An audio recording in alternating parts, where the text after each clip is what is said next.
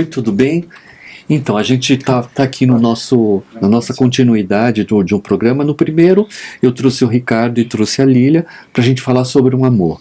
Agora a gente vai falar de um tema mais delicado, sobre amores tóxicos, né? Por que eu resolvi falar isso? Porque ao longo do meu trabalho eu atendo muitas pessoas e essas pessoas muitas vezes elas se envolvem em alguns relacionamentos tóxicos, aí às vezes ficam anos ali e é muito delicado. Então, eu queria a opinião do Ricardo, a opinião da Lília, que são dois profissionais que lidam muito com seres humanos, que têm uma sensibilidade muito grande também, além de serem profissionais com uma formação muito boa, sobre essa delicadeza ou essa dificuldade que é amores tóxicos. O que você quer saber sobre amores tóxicos? Então, eu quero saber assim, quando uma pessoa te procura na constelação, e ela fala, eu queria entender minha questão afetiva. Como funciona esse processo? Bom, aqui a gente vai falar de amor tóxico, né? Que pelo meu entendimento é um relacionamento que é prejudicial, que cria uma certa dependência, né? E que não está fazendo bem.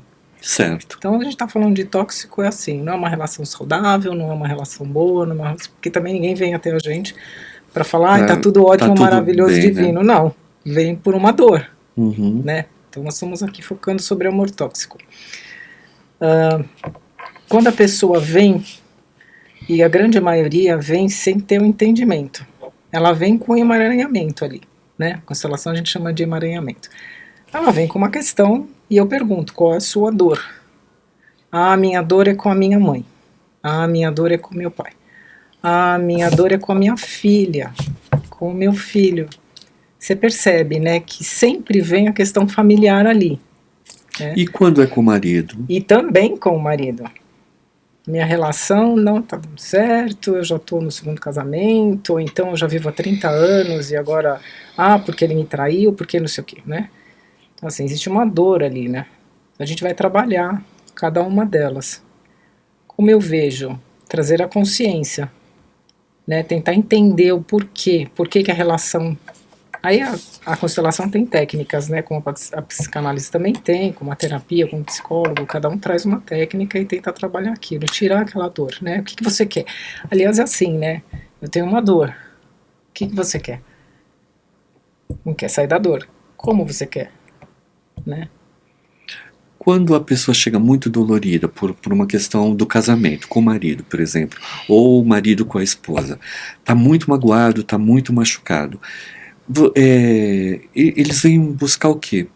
Um perdão para si, um perdão para a relação, um entendimento?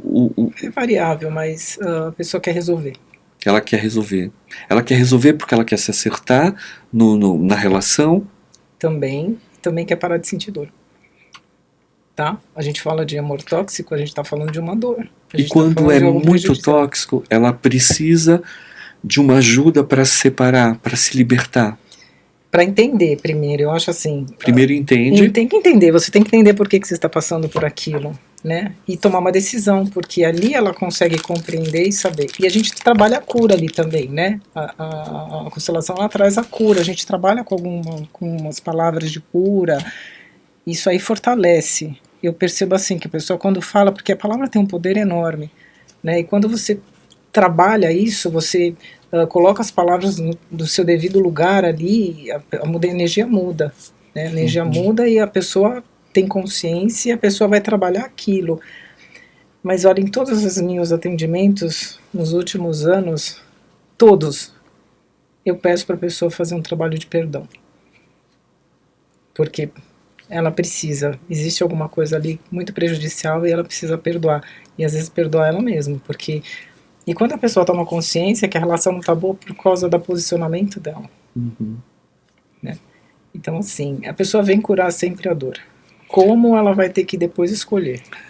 Eu digo isso também porque assim, às vezes as pessoas chegam para mim e eu falo, nossa, você teve um casamento difícil. Mas já constelei, já me libertei, já não...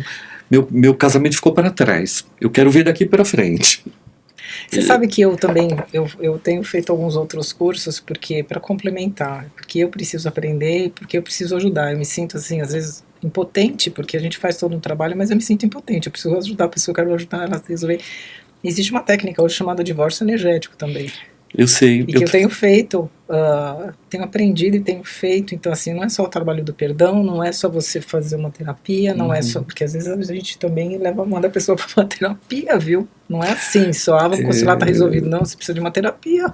O divórcio energético não é só na constelação, na magia branca também tem. Eu faço esse de magia branca e foi muito engraçado.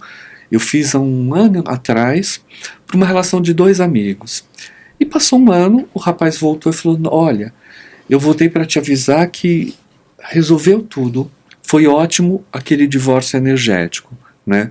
Que na verdade nada mais é do que de uma reflexão, uma oração, o perdão. Tudo vale na sua intenção. Quando Exatamente. você fala da palavra, a palavra também tem intenção. Mas a pessoa precisa querer. Precisa. A pessoa precisa te procurar e falar: eu quero fazer isso. Porque eu nunca vou chegar para a pessoa e falar: você tem que fazer isso. Eu falo: olha, você tem esses caminhos. Quando ela fala: eu quero fazer isso, eu estou disponível para fazer esse divórcio energético. E muitas vezes ele é muito funcional. Na constelação, eu acho que é bem interessante também.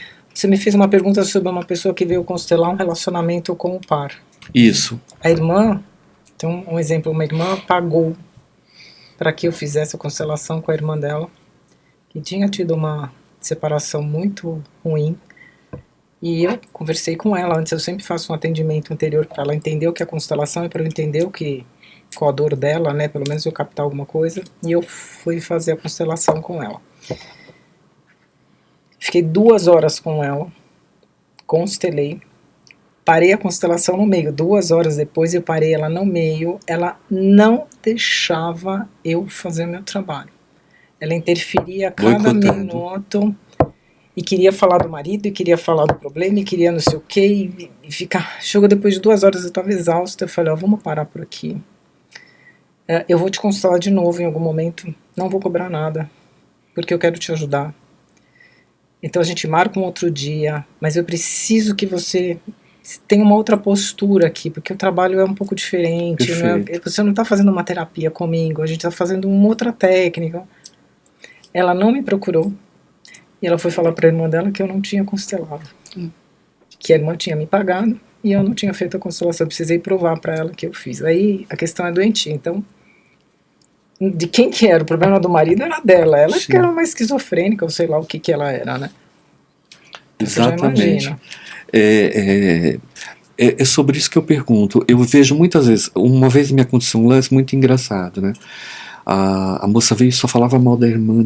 Eu olhava as cartas, falava, mas não tá aparecendo isso, né? Aí terminei de falar, foi embora e tal. Dias depois veio a irmã dela. E a carta da irmã era completamente diferente. A irmã era vítima. Você percebeu? Nem sempre quem vem procurar ajuda é a pessoa que é o... Porque às vezes a pessoa tem uma doença, ela mente, e ela mente tanto que ela acredita na mentira dela e aquilo vira uma realidade para ela. Vira uma realidade total e ela acredita naquilo, ela mantém aquilo. E qualquer coisa que você falar, ela vai usar a inteligência emocional dela para escapar daquela situação e tudo mais. É bem delicado quando as pessoas têm essas relações tóxicas, inclusive na família. E você já parou para pensar que a pessoa vai procurar uma terapia para provar para o terapeuta, ou quem quer que seja, que está do outro lado, e para ela mesma, que ela está certa? Que tem razão. Ela às vezes faz em festa para mostrar que estava certa. Eu já vi isso. Olha que coisa. Aí isso é doentio. É demais. Aí também já vai num pouco de narcisismo, um pouco de psicopatia, talvez. O que você tem a dizer, Ricardo, sobre o que a gente está falando? Legal, né? A Lilian comentou sobre que as pessoas procuram por ela por conta da eliminação de uma dor, né? Sim.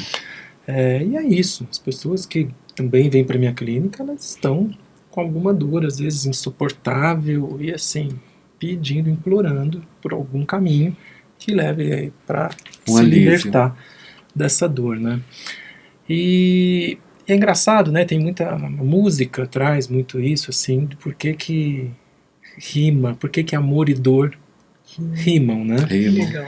É uma... Tem assim, até vou citar aqui dois autores aí que eu gosto muito, assim, que é o Vinícius de Moraes, né? Que seja imortal enquanto Que dure. seja mortal enquanto dure, né? Ele diz que amor, para ser bom, tem que doer. Tem que doer. Né? É uma frase bem reflexiva, né? E Arnaldo Antunes também, que eu gosto muito, ele também, aliás, Arnaldo Antunes é É genial. mergulhado na psicanálise, né? Ele tem, as letras dele são muito ricas na psicanálise.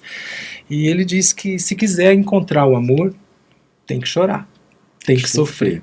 Então, assim, essa coisa meio amalgamada entre amor e dor é o que a gente percebe eu percebo na clínica e percebo na vida, né? Como que isso acontece. Mas eu queria, assim, colocar uma coisa, Ariel e Lilian, né? E galera, sobre o que é essa questão aí o que é a dor? O paciente, quando nos procura, a pessoa que está num estado de dor nos procura, ele quer se ver livre da dor. Mas ele não quer se ver livre do sintoma que leva ele para essa dor. Perfeito. Sabe? Sim. O sintoma é um termo psicanalítico, assim, que é a forma como eu ajo, sabe? Tem algum desejo meu recalcado, algum trauma, algum nó muito grande aqui na minha vida, na minha mente, que eu não consegui resolver, e eu acho um caminho para poder, nas minhas relações, uma forma de agir, sabe? Que eu vou tentando daquela forma resolver aquela coisa muito complicada que eu não consegui resolver na minha infância, na minha segunda infância, ali nos primórdios da minha vida. Então esse sintoma, que é essa coisa que como que eu estou atuando nas minhas relações, né, me leva à dor. Então é muito comum. É como se ele estivesse batendo na porta falando: Ricardo, doutor, doutora, consteladora, psicanalista, psicólogo, pai de santo, para quem quer que seja esse pedido de ajuda, é como se falasse assim: olha, me tira essa dor, mas não encosta no meu sintoma, tá? Esse meu jeitinho aqui de ser, de me colocar nas situações, na vida, eu não... Tira a mão daí, não encosta aqui, tá bom? Mas a dor eu quero que tira. E é exatamente esse sintoma que está hiper relacionado Fórmula mágica, com a causa da dor. Então, assim, quando a gente enxerga isso e vai assim, olha, tudo bem que isso a gente não fala pro paciente, né? Mas o manejo, a técnica, não é olhar para a dor. Senão eu vou estar só fazendo poda, sabe? Eu vou olhar lá nos bastidores. Vamos lá, com muito cuidado, com muito respeito, com muito carinho, com muita amorosidade dentro da condução desse tratamento. A gente vai ajudando essa pessoa a olhar o sintoma dele, por quê, quando, como, se é isso mesmo e tal, e vai destrinchando isso com bastante cuidado, né? Mas voltando a falar amor e dor, como é que faz, né? Por que para amar tem que sofrer? Por quê? Né? Essa é uma pergunta que fica aí no ar para a gente poder debater. Vamos lá. Uhum. E outra pergunta: por que a gente repete, muitas pessoas, a gente repete esse tipo de padrão e esse tipo de relacionamento? Esta, pra mim, é a grande magia. Por que as pessoas repetem? Você é o psicanalista, você responde. Vamos lá, vamos construir uma resposta aí todo mundo junto. Por que existe essa repetição? Existe ali uma visão, tá, da psicanálise e tal, e também muito minha também, que eu fui montando essa coxa de retalhos assim, cara, até eu brinco assim, sabe a história do dedo torto? Né? Às vezes eu brinco assim, que eu sou um ortopedista quase que um ortopedista da mente, sabe? Porque a pessoa chega com o dedo torto e fala: não, vamos endireitar esse dedo aqui, vamos colocar uma talinha, colocar ele no lugar aí pro dedo. Mas assim, por que a pessoa fica tão presa dentro de um relacionamento que a faz sofrer? Por que que ela está tão presa dentro de um relacionamento tóxico e não consegue sair? E o mais interessante é que quando consegue sair, ufa, pronto, estou livre. Nossa, ainda bem, agora escutei meus amigos, escutei minha família, escutei meu terapeuta, escutei o Ariel, consegui sair. Passa um tempo, ela entra num novo relacionamento com uma dinâmica muito parecida. Ou pior. Né? Então nós estamos falando aí de um pilar da mente humana, do nosso aparelho psíquico, que é a repetição. A gente repete, isso é uma possibilidade, tá, gente? Não estou colocando isso como resposta concreta, definitiva, de forma alguma. É mais para abrir mesmo a discussão e a gente ver onde chega. Mas existe ali um viés assim, muito claro de que eu repito, por quê? Eu estou querendo resolver aquele nó tão dolorido que eu recalquei, um trauma ou traumas que eu tive lá no começo da minha vida e que eu não consegui resolver, então eu tranco aquilo a 7.000 chaves para não entrar em contato com aquilo. Mas você pode trancar com 700.000 chaves, aquele conteúdo ele dá um jeito de escapulir, de vazar e vir me atormentar.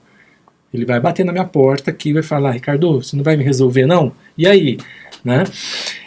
Então essa questão da repetição é muito, de novo, uma explicação muito, muito rasa, tá? Muito crua, né?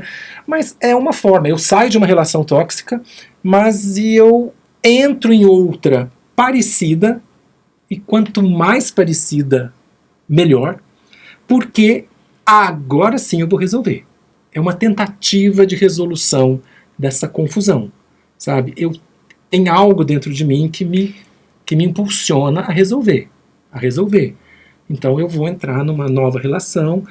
Pronto, agora que eu já aprendi na outra, tudo isso num campo completamente bem inconsciente, tá? Eu vou entrar numa nova relação com uma pessoa que vai me dar porrada psicológica, porrada até física, às vezes, porque, pronto, agora eu estou preparado para resolver, para me defender e virar esse jogo. Vai lá, se não tiver ali uma boa elaboração, vai repetir. Você sabe que na espiritualidade a gente aprende que nós estamos vivendo, nós estamos numa vida que é como se nós estivéssemos numa escola. E que se você não passa na prova daquele final de ano, você tem que repetir o ano seguinte. Boa. Então, na relação, a gente não passou por algum motivo, a gente não conseguiu curar aquilo ou resolver aquela relação. Então, a gente vem numa próxima, muitas vezes diferente, mas dentro de uma dinâmica doentia, para tentar resolver, né? E também tem aquela pessoa que entra nesse relacionamento, aí consegue sair, às vezes até porque foi desprezada por essa pessoa, e transfere para outra. Tem muito isso também. E vai buscar uma pessoa igual. Eu já vi muito isso. Então ela não saiu, né? Ela não saiu. Ela só deu um porque hoje eu vejo assim, as pessoas que eu atendo, a maioria das pessoas hoje procuram muita gente por aplicativos de relacionamento e tal, e repetem o mesmo padrão, a mesma situação. E aí eu continuo fazendo as leituras e eu percebo que as histórias são muito parecidas. Aí eu dou um alerta nelas. Eu falo: nossa, mas você acha que eu tô indo para um lugar esquisito? Eu falo: eu acho que sim, tem que tomar cuidado. Mas a pessoa toma consciência disso? Toma, muitas vezes toma. Que bom, né? Porque às vezes a obsessão da pessoa em querer ter alguém é mais forte do que isso que a gente está falando. Ela não quer ficar sozinha e ela se submete a ficar numa relação tóxica. Aí a minha outra questão, carência. A pessoa não consegue ficar sozinha, não consegue resolver a relação anterior ou as relações anteriores, e aí por carência ela procura, porque muitas pessoas procuram outras. Exatamente. Por causa de carência. E aí ela continua repetindo, porque ela não resolveu. Muito isso. Pessoas ficando em relacionamentos que elas talvez nem precisassem, poderiam dar aquele tempo para refletir, para ficar sozinho, para limpar os seus caminhos, para se reconstruir, mas ela transfere para uma outra relação para ocupar o vazio que ficou A gente está situação falando tanto anterior. de amor, de relacionamento, a gente está esquecendo de um amor. O amor Qual? próprio. O amor próprio. A gente saber ficar sozinho, a gente Isso eu se acho muito encontrar importante, nisso. Lilian. Porque eu sempre falo para as pessoas, quando elas saem de um relacionamento, agora você tem que dar um tempo. Você tem que se construir, você tem que aprender a se amar, você tem que olhar para a sua espiritualidade. Porque cada pessoa tem uma característica, tem um caminho. Tem pessoas que têm o dom de cura, tem pessoas que têm o dom do amor, tem pessoas que têm o dom do esporte. Então eu falo, agora é a hora de você olhar para você e deixar esvaziar, porque tudo tem um luto, né? Eu lembro de uma cliente que ela tinha perdido o marido e ela teve um casamento excepcional. O marido dela era sensacional. Eu não chamo de alma gêmea, mas eu chamo de alma companheira, né? E ele era um cara muito bom. E eles tinham uma casa na praia muito grande, que tinha um quintal. E eles meio que adotaram uma família do Nordeste como caseiro. E eles não tinham filhos. Na verdade, eles tinham um filho pequeno. E esse caseiro que veio do Nordeste veio com os filhos muito pobres e tal. E eles adotaram essa família, começaram a ajudar, começaram a pagar estudos e tal. E ele começou, o marido dela começou a ensinar desses meninos a dirigir. Só que num desses dias ele bateu o carro e morreu. Nossa. No que ele morreu, ela entrou num luto porque ela tinha um casamento perfeito. E logo eu fui na casa dela atendê-la e eu falei para ela, olha, o teu luto vai ser difícil e vai demorar uns 4 anos. Por algum motivo eu falei 4 anos, porque eu tinha estudado uma coisa espiritual que falava que o luto era 4 anos e eu já tinha visto algumas histórias porque eu presto muita atenção nos acontecimentos. E passaram 4 anos, ela conheceu uma outra pessoa e ela sofreu 3 anos, sempre o luto ali, conheceu uma outra pessoa, viúva também, um viúvo, e durou 4 anos o luto dela, e aí ela conseguiu finalmente se relacionar com uma outra pessoa. Mas ela sofreu muito, sofreu bastante. Você entende? Então, esse processo do luto também é um processo muito forte quando você perde um grande amor e fica um vazio. Eu lembro de ter conversado muito com ela, às vezes ela me ligava, muito triste, porque era um amor verdadeiro e tinha dias que ela falava, não sei como vai ser a minha vida. Mas por fim ela criou o filho, ela conseguiu, ela aprendeu a lidar com os negócios da família de uma forma adequada. E o engraçado é que ela conheceu esse viúvo 2 anos antes. Eles até tentaram, mas não funcionou. Ela foi validar esse relacionamento com esse viúvo 2 anos depois, quando fez exatamente 4 anos. Porque ela não estava preparada, você percebeu? Sim. Cumprir etapas do luto varia o tempo para cada pessoa, né? Tem pessoas que ficam estacionadas em alguma fase. Né? Eu acho que o amor também, quando você fala de um amor verdadeiro e você está confortável dentro de um casamento, eu vejo assim, muitas famílias estão confortáveis dentro do casamento. Existem esses relacionamentos todos que a gente está falando, da dificuldade e tal, mas existe casais que são bem. Por exemplo, um exemplo, você vai num parque onde uma família está fazendo um churrasco, né? Aí tá lá o cara com aquela barriga grande, a mulher já mais envelhecida, classe média simples, as crianças brincando, os amigos ali, um chama o outro de amor, um adora o outro. Por quê? Eles se aceitam como eles são. Se você for falar mal dele para ela, ele vai brigar contigo e vice-versa, ela também. Por quê? Porque eles se aceitam, eles estão felizes ali. Eu vejo muito isso. Então, existe também essa questão de você encontrar uma pessoa que te deixa confortável e que você é feliz. Óbvio que a gente está falando de classe social, de cultura, de forma de viver. Tem muito isso também. Tem pessoas... Então, eu nunca vou saber se aquele amor é verdadeiro, eu acho que muitas vezes é, ou se eles se adaptaram e estão felizes porque um não cobra muito do outro. Eles se aceitam. E estão ali felizes. Isso é uma perguntinha, lá vai eu. Vai lá. sendo um amor tóxico, ele tem relação com aceitação? Ó, é possível você aceitar uma pessoa, qualquer que seja, um pai, uma mãe, um relacionamento, até filhos, e não ser tóxico? Ou ele... Nossa, viajei por um caminho nada a ver, talvez, né? Não, o que você falou foi o seguinte: se é possível uma pessoa viver um relacionamento e ele não ser tóxico. Foi não, isso. ou não, você aceita a pessoa, tem um relacionamento com alguém, você aceita a pessoa como ela é. Nossa, eu aceito, barrigudo, temperamento bom, Eles não cobram um do outro, não sabe? cobram. E não existir, e por causa disso não existir esse amor tóxico, ou você aceita a pessoa e mesmo assim pode existir um narcisismo ali? Olha, quando eu olho para essas pessoas e eu converso com elas, eu vejo elas muito confortáveis. É diferente, por exemplo, quando eu vejo um casal de uma classe mais elevada, aquelas pessoas que têm a preocupação com a alimentação, com o corpo, que não quer a mulher de um jeito, que não quer o marido daquele jeito. Eu vejo muito isso também. Ali, não acho que nem que seja uma relação tóxica, mas eu acho que é uma relação de cobrança. De eu quero você, mas eu quero você alinhado, eu quero você com ginástica, eu quero você bem vestido, eu quero você assim. Então, ali, o que eu estou falando assim, são pessoas muito humildes, que talvez não tenham acesso a algumas situações e que são felizes daquela forma, né? Tanto que se diz que as pessoas, quando você vai, por exemplo, para uma família muito pobre, você entra na casa dela, elas são muito felizes muitas vezes. Eu conheço várias assim. Não quer dizer que todas são, mas eu vejo, e eu, aonde, nos parques que às vezes eu vou, eu vejo muita família reunida ali e felizes. Aí eu converso, porque eu converso muito com todas as pessoas e eu vejo que eles são felizes.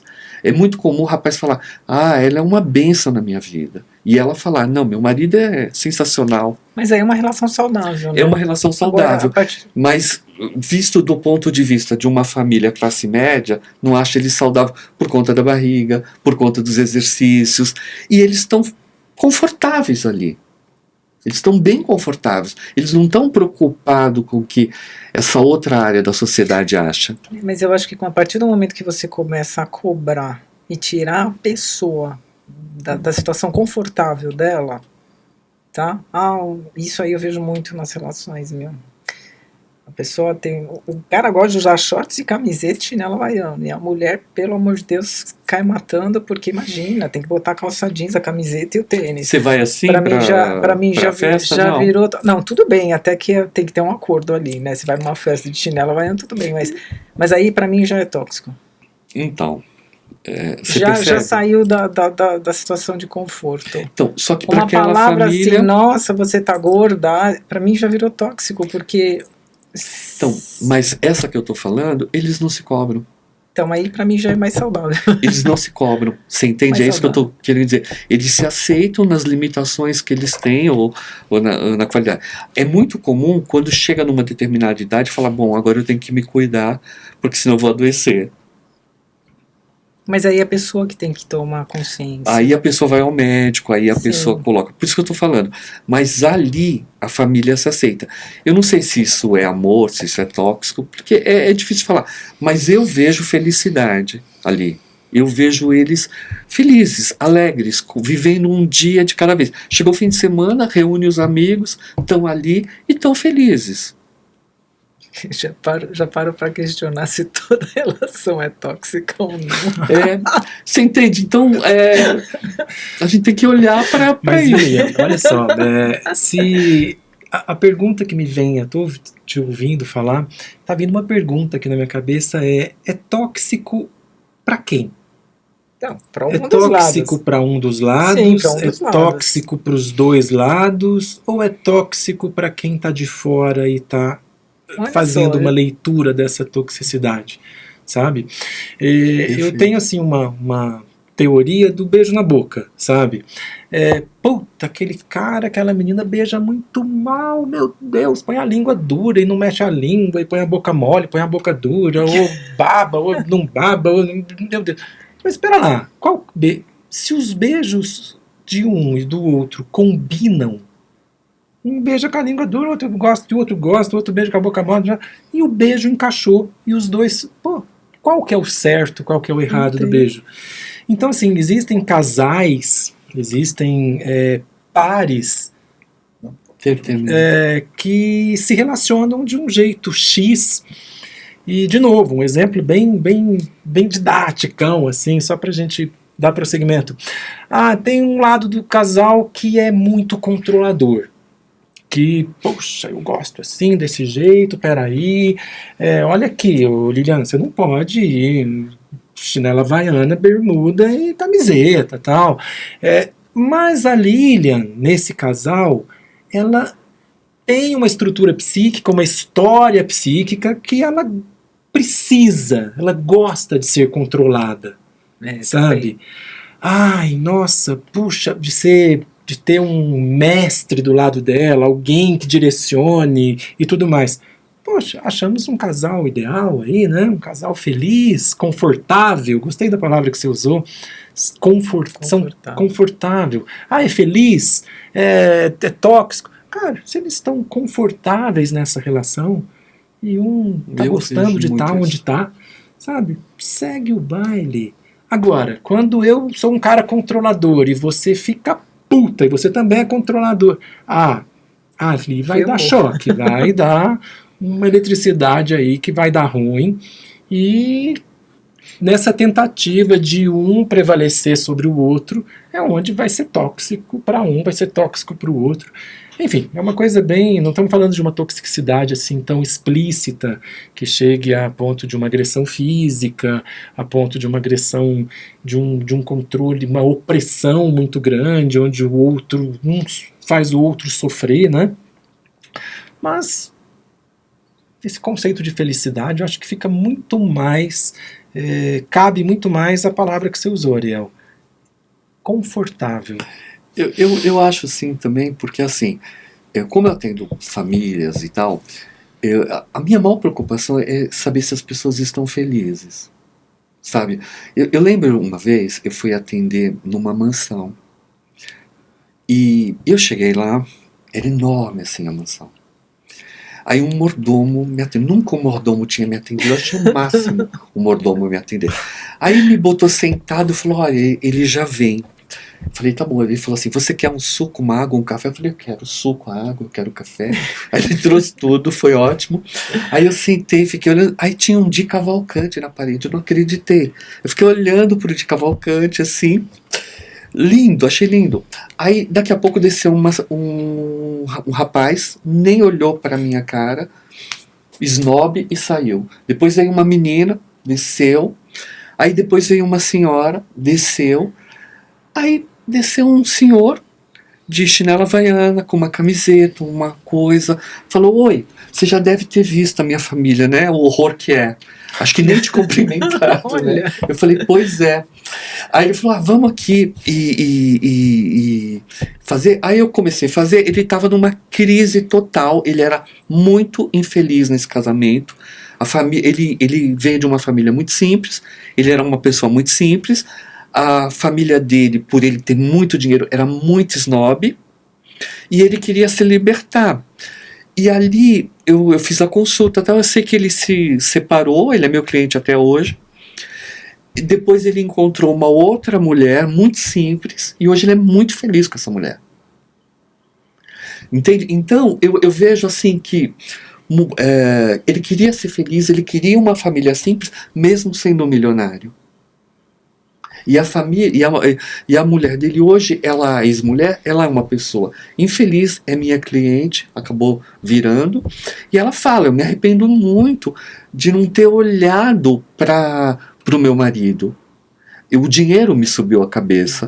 Hoje ela está sozinha, ela tem uma grana, ela tem uma condição financeira, as duas pessoas que ela achou depois quiseram dar um golpe nela, ela caiu em relação tóxica. Uma delas eu alertei ela, falei, olha, não assine papel, senão você vai se perder. Não faça sociedade com esse rapaz. Ela até virou para mim e falou, nossa, mas ele queria montar um negócio. Eu falei, não monte porque você vai perder.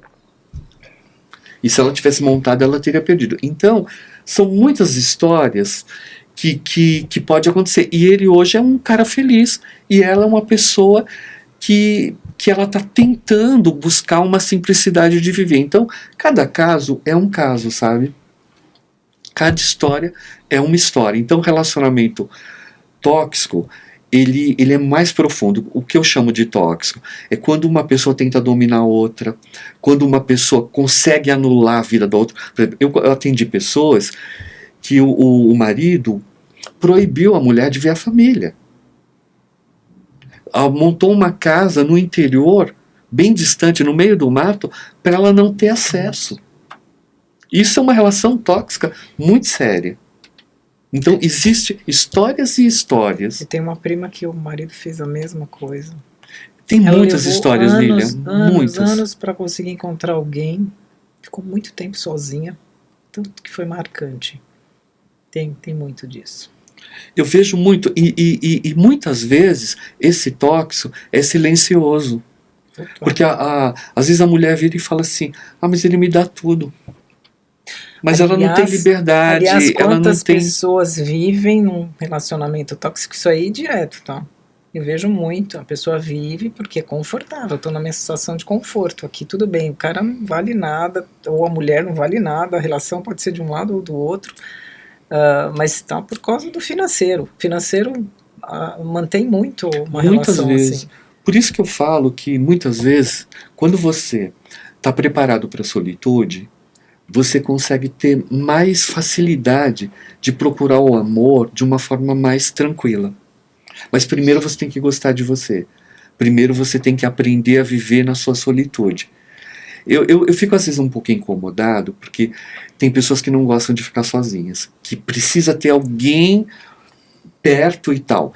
Mas quando a gente trabalha um pouco a solitude e aprende a ficar sozinho, fazer do livro uma boa companhia, fazer de um seriado uma boa companhia, da música uma boa companhia, do fogão, às vezes você pode ir lá, cozinhar, fazer sua comida. Eu, por exemplo, eu adoro colocar um Cartola num domingo, escutar um Cartola, fazer uma comida, às vezes eu faço um suco, às vezes eu abro um vinho. É delicioso olhar para a janela. Eu tenho uma janela que tem uma visão de um bairro nobre e uma visão de uma favela. Eu olho para os dois. E eu acho interessante ficar ouvindo. O Cartola, ele era analfabeto, mas ele escreveu as melhores letras possíveis. Né? E se você olhar, Ricardo e Lília, você vai ver o quanto ele tinha uma poesia e uma sabedoria, mesmo sem ter estudado, para falar de amor. Né? Tem uma história muito interessante, porque ele foi casado, e a dona Zica foi casada também, e eles se amavam, mas nunca traíram. Quando ela ficou viúva e quando ele ficou viúvo, a irmã dela uniu os dois, aí eles casaram, e um belo dia, o Cartola, ele falava com as flores. Um dia a dona Zica falou para ele assim: Queixo mesmo, fala assim. Cartola, para de falar com as rosas, que as rosas não falam. Foi aí que surgiu o samba. E tem um outro samba que ela fala: mas você já deve ter tido muitos amores. E ele fez um samba chamado Tive Sim, mas amor igual a você, jamais. Né? Então ele falava. Eu vejo nisso uma poesia, e eu olho muito para essa questão afetiva. Quando você falou de poesia, quando você falou de dor, eu lembrei imediatamente do Vinícius, mas lembrei imediatamente do Cartola, porque é impressionante aquele homem que não tinha estudo, que mal sabia ler e escrever, tinha essa sabedoria, sabe, de olhar para o amor, porque não dá para a gente definir amor. Né? E aqui a gente ia falar um pouco sobre tóxico, mas a gente está falando um pouco sobre amor, porque as duas coisas elas podem caminhar juntos. A gente também corre o risco de cair numa relação tóxica se a gente não se amar, se a gente não se gostar, né? O que a psicanálise, Ricardo, fala pra gente sobre autoestima e sobre a gente se gostar e os perigos que pode ser a gente não se gostar e cair numa relação não só afetiva, mas de amizade, e ficar... Eu já socorri muitas pessoas também que tinham amigos tóxicos, que explorava esses amigos, e eu ali, com a minha sensibilidade, fui abrindo o olho dessas pessoas. Porque quando a gente fala de amor, não é só o amor físico, né? Eu acho que eu tenho amigos que eu amo de paixão, tenho amigas que eu sou apaixonado, e não é uma relação afetiva, é uma relação de amizade. E é um amor muito puro, porque a gente quer o bem daquele ser humano. Quantas vezes a gente saiu da Zona Sul e foi para a Zona Norte para socorrer um amigo, para dar um colo para um amigo, não é assim? Verdade. Então, o que você teria a dizer sobre isso através da psicanálise? Tá, eu vou responder misturando o Ricardo psicanalista e o Ricardo O homem. ser humano. Perfeito, e é isso que eu quero. Tá, porque assim, eu acabo trazendo alguns conceitos, algumas teorias assim interessantes e tal, mas quando eu aplico isso num atendimento com um outro. Tá? Uhum. Mas eu sou o cara mais apaixonado que tem, eu sou romântico, eu sou nostálgico, eu também sofro dessa patologia chamada paixão, chamada amor, assim, até a alma. Que lindo. Mas assim, respondendo ali, misturando tudo aqui, te dando uma resposta, eu acho que todos nós, tá, nós nos amamos, nós nos damos bem conosco, consigo mesmo, sabe? Mas a grande merda acontece quando eu conheço um outro, me apaixono, e o quanto eu invisto, o quanto que eu entrego na mão desse outro uma responsabilidade da minha felicidade. Aí fudeu. Exato. Pode falar palavrão aqui? Pode. Então fudeu Pode. com F maiúsculo. Tá? Porque no final das contas, eu quero estar bem comigo mesmo. Eu quero que você contribua, quero que você... Não contribui não, eu vou trocar essa palavra. Eu quero que você me faça sentir feliz. Olha só a responsabilidade que eu estou jogando na sua mão. É um peso. Tá? Ao passo que, se eu falo assim, pô, Ariel, Lilian, venha viver uma vida comigo e você pode, agora sim, aí encaixa a palavra, vamos, vem contribuir para que eu continue, permaneça, ou que eu almeje uma felicidade maior do que a que eu tenho e tal. Esse seria uma situação ali mais saudável ali de uma relação. Porque quando eu acabo investindo isso, colocando, demandando essa responsabilidade para você, para esse outro, é aí que vem aquela fantasia da completude. Tipo, de novo, voltando lá no programa anterior, que eu tinha falado, essa coisa de alma gêmea, de metade da laranja, cara, isso é muito perigoso. Porque, poxa, eu não existo se eu não tiver outra metade. Como é que eu vou andar metade? Com um braço só, com uma perna só, com um pulmão? Dá, mas vai ser capenga. Eu preciso de um outro que venha fazer esse pareamento comigo, mas essa completude é diferente de pareamento, sabe? Acreditar nessa completude, para quem promete essa completude, isso é uma violência muito grande. É uma violência com quem está na relação. Vem me fazer feliz, eu vou te fazer feliz para o resto dos nossos dias. Alô? Vamos tomar um pouco de cuidado com isso, porque esse vazio que eu tenho dentro de mim, tá? E que eu saio procurando no mundo alguém para tamponar esse vazio, cara, eu estou entrando numa puta de uma roubada se eu faço isso. Eu tenho um vazio, o vazio vai me acompanhar aqui o resto da minha vida, porque é coisa da minha história, do meu conteúdo.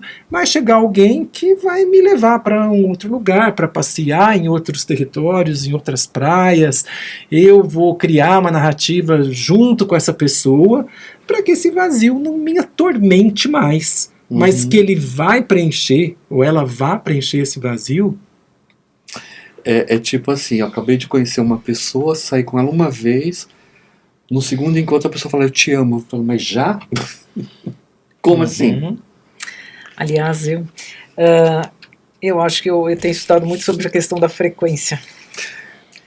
né? A frequência, E a gente traz... mudar a frequência, né? Na realidade, quando você se relaciona com alguém, você está se relacionando com alguém mais ou menos dentro da sua frequência, né? E aí, ela está trazendo para você alguma coisa que te falta. Você jogar a responsabilidade para ela, Uhum. é porque também ela, no fundo, também está jogando para você. E aí a coisa não vai funcionar, entendeu? Perfeito. Lília, entrando um pouquinho mais na intimidade, e você me deu essa liberdade, você viveu um casamento tóxico muito profundo, né? Eu sei porque eu acompanhei e tal. Como é que foi isso para você? Eu levei muitos anos para perceber o quanto era tóxico. Porque o amor cego não te faz enxergar. Então você, para conviver, e eu acho que eu passei uma vida, eu levei... Depois desse casamento é que eu consegui passar 2 anos sozinha e perceber que eu tinha que me amar. Porque eu acho que eu passei a minha vida jogando a responsabilidade pro outro. Então meus casamentos não deram certo porque eu jogava... Eu queria tanto que desse certo que eu acabava jogando... Então eu fazia de tudo para a relação funcionar, né? Mas eu estava esquecendo de mim ali. Então eu me anulava em muitas coisas para que o casamento funcionasse. E eu acho que essa relação foi realmente muito marcante. Fui muito apaixonada. Achava muito que amava também. Acho que em alguns momentos eu amei. E aí eu vivi quase 15 anos e não percebendo. Foi nos últimos anos que eu percebi que eu estava sendo manipulado o tempo inteiro, né? Enquanto essa pessoa morava comigo, as coisas eram muito nebulosas ali, né? Porque ele morava num apartamento que era meu, e aí não se pronunciava. Eu, como eu era dona ali, eu tomava conta de tudo, eu que tinha o poder ali. Quando nós fomos morar num apartamento, numa casa que era dele, aí a coisa veio à tona, e eu vivi ali 2, 3 anos numa loucura, sendo assediada mesmo moralmente, e eu tive que sair porque graças a Deus ele cometeu um grave erro de colocar a amante dele no portaria do meu condomínio, e aí que foi ótimo para mim, aquilo foi um libertador, porque eu acho que eu só saí da relação por causa disso, senão eu ia ficar mais alguns anos. E ali eu percebi o quanto eu era carente e o que eu me fiz, porque a gente sai um lixo de uma relação, né? Quando você sente o lixo, ali que eu tive que me reencontrar, eu tive que renascer do zero ali. Eu senti muita raiva, uma coisa que eu não sabia do sentimento da raiva. Ali eu senti raiva. Queria que a pessoa morresse ali na minha frente. E é muito pessoal isso, mas eu sei que muitas mulheres acabam vivendo isso porque eu conheço algumas outras histórias. Ali eu tive que parar. Eu fui pro fundo do poço, pedi ajuda pro universo e falei, você vai ter que sair disso daqui, porque... E eu assim, todas as noites eu deitava na minha cama e falava, pelo amor de Deus me tira disso, pelo amor de Deus me tira disso. Então assim, aquilo foi extremamente tóxico, foram quase 15 anos nisso. Mas depois desses 2 anos eu vi o quanto eu poderia me gostar, o quanto eu poderia me amar, o quanto eu poderia viver sozinha. Então assim, pra mim hoje uma relação tem que ser essa troca. Vem aqui agregar, não vem aqui suprir nada, porque eu não tenho que suprir, né? A gente tem que agregar. Apesar que, mesmo durante esses 15 anos, você conseguiu construir carreira, você conseguiu construir muita coisa, né? Porque assim, o meu lado o meu lado sagitariano, né? O meu lado canceriano fica ali, naquela relação ali. E criou seus filhos. O meu lado sagitariano vai ou racha. Então assim, eu tenho uma parte lógica muito forte. E aí eu deixo tudo de lado. Aliás, eu tive que me reinventar muitas vezes, porque aquela dor aqui, eu trabalhando e eu não podia mostrar, e eu tinha que me superar em tudo. E eu acho que assim, agradeço cada vivência minha, cada relação que eu tive, porque eu sou o que eu sou hoje por isso. Eu aprendi, e hoje eu posso ajudar porque algumas coisas são próprias, né? Alguém me pediu uma ajuda, um conselho, e eu falo, bom, agora eu sou PhD aqui, porque eu vivi na prática. E assim, eu costumo dizer, eu passei muitas dores na vida, e eu aprendi que toda vez que eu passava uma dor, um tipo de dor por algum motivo, por alguma situação, logo em seguida eu começava a atender, as pessoas vinham para mim com aquela mesma dor. Como eu tinha passado, eu tinha uma certa experiência e eu podia trocar com a pessoa que eu estava atendendo. No teu caso, depois que você passou por essa experiência, eu vi o quanto você se fortaleceu, o quanto você se libertou. Quando você vai fazer a constelação, que você percebe que uma outra pessoa está numa situação dessa, é mais fácil para você ou é tudo igual? Ou cada história é uma história? Eu falei que eu ia dizer isso aqui no programa. Uma das vezes que eu me separei dessa pessoa, eu estava muito mal. E eu lembro que eu te liguei, e aí você falou pra mim, que eu falava, eu não vou aguentar, eu não vou aguentar, eu não vou aguentar, e você falava assim, você não vai morrer. Você não vai morrer, você vai superar e você não vai morrer. E aí, e você ainda falava, se acontecer algum problema, você me liga, que eu vou falar de novo pra você que você não vai morrer. Né? Eu não morri. E sobreviveu E lindamente. sobrevivi, e hoje eu tô aqui. E aí, quando alguém vem, várias vezes isso me vem, se você não vai morrer. Uma vez eu falei pra uma moça num dos atendimentos, ela tava assim no fundo do poço e tal, e eu falei, vou só te dizer uma coisa, você não vai morrer. E você vai passar por isso. Isso é uma fase, isso é um processo, e você vai ter que entender e você não vai passar por isso. E a pessoa não morreu e hoje a pessoa já conseguiu se libertar. Então, gente, essas experiências são maravilhosas. E assim, eu sempre levo algo do que eu aprendi dentro de um trabalho. E não é só na constelação, no meu trabalho Do dia a dia, no dia a né? dia, Na criação eu dos seus trabalho, filhos. não é só isso, na tecnologia. Muitas vezes eu entendi que eu estava dentro de uma empresa e às vezes eu não sabia o que eu estava fazendo ali, naquele momento, e depois eu consegui compreender. Então, muitas vezes dentro do próprio trabalho, você não está ali para cuidar da parte técnica, tal, você está ali para gerir pessoas, para você aprender com elas e para você... às vezes você está no meio de uma reunião e depois a pessoa fala uma frase e aí você vai conversar com ela e você vai acolher aquela pessoa. Muitas vezes eu fiz isso. E é muito bom, Lilian, quando depois que a pessoa conseguiu sair de uma relação tóxica, que ela está devastada e tendo que se reconstruir, você poder olhar para ela, segurar na mão dela e falar, calma que isso também vai passar, né? Você vai superar. Naquele momento, às vezes ela acha que não, né? Mas passa, tudo passa. Eu tenho percebido que dentro do meu trabalho não é só eu fazer a minha parte técnica. Eu ensino com o meu exemplo. Perfeito. E o meu jeito de amar, muitas vezes, passa para as pessoas. E eu recebo, às vezes, elogios do meu jeito de ser, né? Porque no meio corporativo você tem muita concorrência, né? Mas eu procuro nem olhar para isso. Eu faço o que eu tenho que fazer, eu entro lá para trabalhar e tal. Até nas minhas postagens eu recebo algum feedback. Tem pessoas que vêm falar comigo no WhatsApp, eu venho falar própria mensagem, putz, eu adoro as suas publicações, porque me faz refletir sobre algo.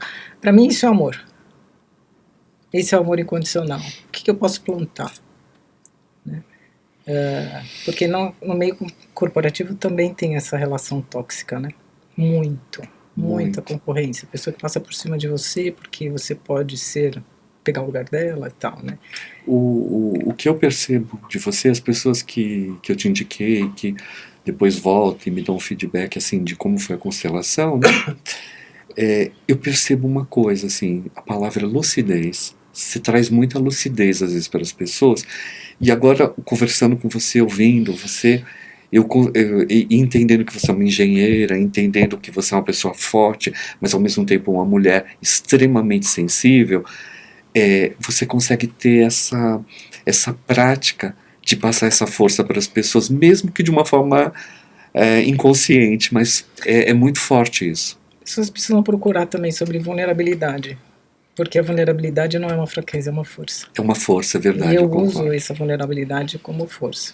Perfeito. Para passar para alguém, né? Perfeito. Ricardo, você hoje em dia a psicanálise é uma coisa muito importante para você. Eu gosto muito da sua fala enquanto psicanálise, você falando, você sempre trazendo a psicanálise nas suas conversas, no seu diálogo. A gente tem um amigo em comum, eu, que fala muito da riqueza que você é, o quanto você evoluiu, o quanto ele gosta de você, e eu acho isso lindo, as declarações que ele faz falando sobre isso. Mas eu queria entender saber um pouquinho do homem. Você falou aqui que você é um cara apaixonado, que ama, que sofre e tal. Como é que é esse homem? Quais são as expectativas desse homem? Não do psicanalista, desse homem apaixonado. Agora. Ou eu respondo em 15 horas ou em 30 segundos. Vamos lá. Tá bom. Ariel, Lilian, vou pegar carona em você aqui de novo, tá? A hora que ela me fala, que ela fala agora mesmo pra você sobre ela tem um lado carente, um lado que era meio cego, mas eu tenho um lado muito lógico, né? E essa lógica com essa carência, essa parte muito sensível, muito vulnerável, e essa parte mais seca, mais lógica, né? Esse é o conflito, é a briga eterna que a gente traz dentro de cada um, né? E no meu caso, a parte afetiva ganha da parte lógica, sabe? Eu tenho ali expectativas, assim, bem, como eu te falei agora mesmo, muito românticas em relação a um pareamento amoroso, sabe? Mas quando eu, nas minhas experiências amorosas de casamentos, namoros e tudo mais, hoje eu consigo enxergar que eu levava uma confusão ali para essa relação, né? Poxa, aí num determinado momento da minha vida eu me culpei, putz, eu sou um cara complicado, caraca, será que... Mas depois veio a psicanálise, vem estudo, vem vivência, vem maturidade, vem vida, né? E eu comecei a ver que não, que é todo mundo tem dentro de si essa grande batalha cósmica entre razão, emoção, entre lógica e uma parte mais sensível, né? Tem uma frase que eu coloquei no meu Instagram é bem sequinho, assim, eu não sou muito de rede social, mas tem uma frase que eu achei fantástica, que para mim resume o amor, tá? Que é: vem juntar seu caos com o meu. Que lindo. Eu acho tão bonito, tão reto isso. Uhum. Então, a hora que a gente... E eu acho que essa coisa de relacionamento, amor, o que é um amor tóxico, o que não é tóxico, onde tem opressão, onde que os encaixes acontecem, né? É caos misturado com caos. Eu acho que os casais, ou os trisais, eles se encontram, eles se acertam, na confusão, não é no amorzinho, no denguinho, sabe? É ver até que ponto a minha confusão se encaixa com a sua, sabe? Tudo isso vai depender muito de acordos nessa relação. Eu acho que esse diálogo, eu percebo assim, na minha clínica vem muita gente que fala: meu casamento tá uma merda, puta que pariu, tá um querendo matar o outro. E às vezes esses caras estão juntos há 5, 10, 20, 30 anos e não conversam. Uhum. E não colocam acordos na mesa, sabe? Olha, eu gosto de bermuda e de chinela havaiana, tudo bem pra você? Saco, quando, né? Você vai usar o chinelo havaiano. Mas vai, usa aí, tá de boa, vai. Existe uma negociação, tipo, pacífica, amorosa, mesmo que tenha alguns ruídos, mas chega-se num ponto onde acordos e cláusulas são estabelecidas e aceitas, né? E que leva para um lugar confortável dessa conexão, né? Perfeito. Então, assim, voltando ali, eu divago, assim, eu vou lá longe, vou em Marte, Plutão, mas eu sempre volto aqui para Saturno. Para Terra. Eu sou um apaixonado, cara. Eu sou Maravilha. um apaixonado. Eu tenho aquela vontade, assim, meio que visceral, Perfeito. sabe, de ter um relacionamento Perfeito. gostoso. Olha, eu tinha combinado com vocês, pedido para vocês, que a gente ia falar sobre mulheres tóxicas, mas ouvindo vocês, a gente falando, eu diria que a gente nem precisa falar exatamente de mulheres tóxicas, porque a gente falou de gênero, que pode ser homem, pode ser mulher, pode ser bicho, pode ser o que for. Toxicidade não tem gênero. Não tem gênero. Eu acho que é sobre isso. Eu queria pedir para vocês pensarem um segundinho se tem alguma coisa que vocês gostariam de falar sobre amor tóxico, sobre amor de outra forma, alguma mensagem, alguma coisa para dizer, alguma coisa que vocês gostariam de expressar para as pessoas, para o universo, né? Lília, a bola tá com você, manda aí. Sempre as mulheres primeiro, nem sempre. Ele é romântico, ele é cavalheiro. Oi, que lindo. Tudo vale a pena. Sabe? Relacionamento vale a pena. Mas o que mais é importante é a gente tentar buscar esse amor perfeito. Melhorar o caos. Melhorar o caos, gostei. Porque assim, nada é perfeito, mas tudo é perfeito. Dentro da concepção divina, nós somos divinos e nós somos perfeitos. E nós estamos aqui para aprender.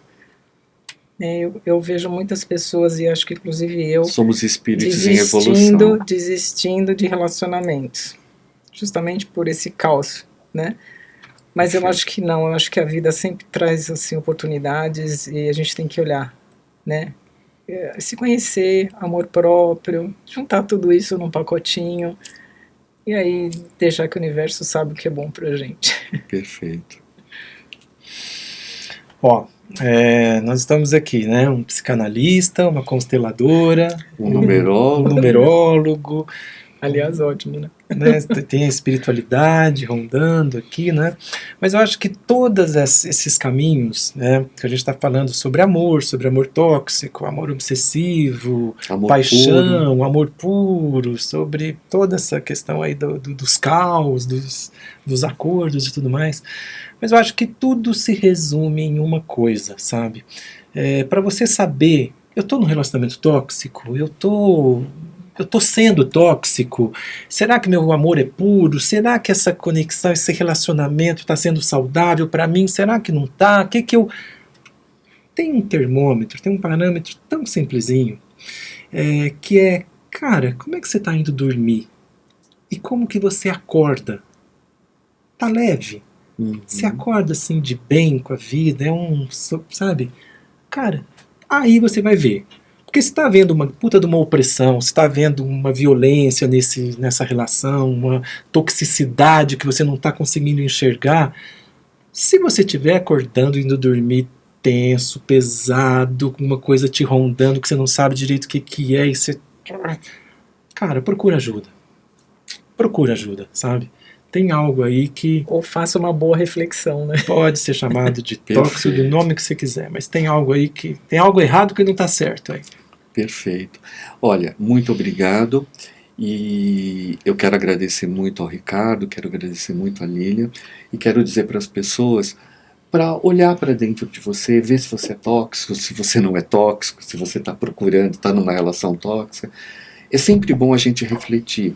A minha função enquanto pessoa espiritual, enquanto numerólogo, enquanto terapeuta floral, enquanto terapeuta holístico, é buscar equilíbrio, é tentar entender a Terra nesse momento de transição, através da psicanálise, através da constelação, através de muitas técnicas que eu admiro, que eu respeito. O verdadeiro amor, ele é múltiplo, ele é enorme, ele é gigante. Então, se você está passando por alguma tristeza e está nos vendo, vai à luta. Vai procurar uma terapia com o Ricardo, vai procurar uma constelação com a Lília, vai pede para o teu vizinho que é um reikiano te aplicar um reiki. Buscar o equilíbrio, buscar o amor é a melhor coisa que a gente pode fazer. Sabe, não se incomode em se sentir frágil. Seja frágil, seja frágil. O importante é ter alma. Então eu estou muito feliz, estou muito agradecido de vocês estarem aqui, dividir um pouco a experiência de vocês, porque eu sempre olho para o profissional, mas eu olho principalmente para a pessoa que vocês são. Né? Eu sou uma pessoa muito abençoada, porque a vida sempre tem me trazido pessoas incríveis, e o Ricardo falou uma coisa muito interessante. Você dorme bem à noite? Eu procuro dormir sempre bem. E a minha última pergunta à noite é assim: você foi útil hoje? Complementou, sabe? Hein? Isso é assim. Então, namastê a todos e gratidão a vocês. Valeu, obrigado.